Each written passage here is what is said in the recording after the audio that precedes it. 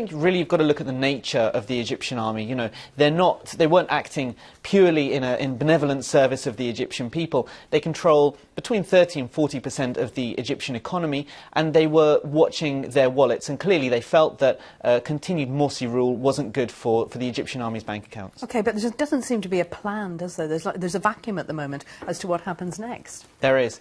And, you know, the army has promised that there will be presidential and parliamentary elections after the constitutional discussions.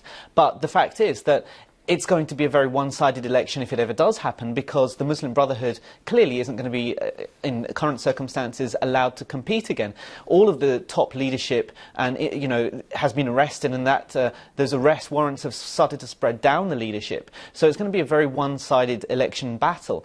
And the fact is that around half of the Egyptian people voted for the Muslim Brotherhood, so that's a large section of the Egyptian population that is likely to be disenfranchised. So this is not democracy, is it?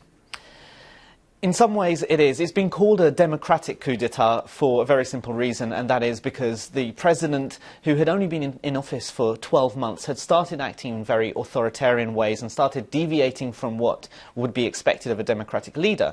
You know, the constitution wasn't even in place when he was elected, so he was able to, some say, to shape that constitution.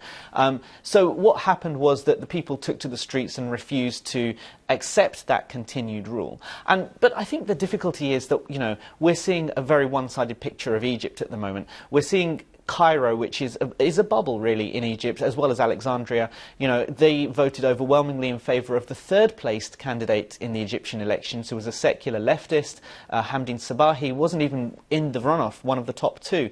And so we're seeing kind of the outcomes of that polarisation in Egypt between the rural areas and the cities. What's the difference in the way the army has acted this time from when Hosni Mubarak was overthrown? Well, they've been very clear to put a civilian front in this time. So they've pulled out Mohammed al-Baradei and religious leaders as well to kind of show that they're representing a broad spectrum of society. You know, the Islamists as well as the seculars. And they're very keen to do that because last time they were accused of monopolising power and of overstaying their welcome. And, you know, there were protests on the streets calling for the overthrow of the Supreme Council of the Armed Forces the last time they were in power.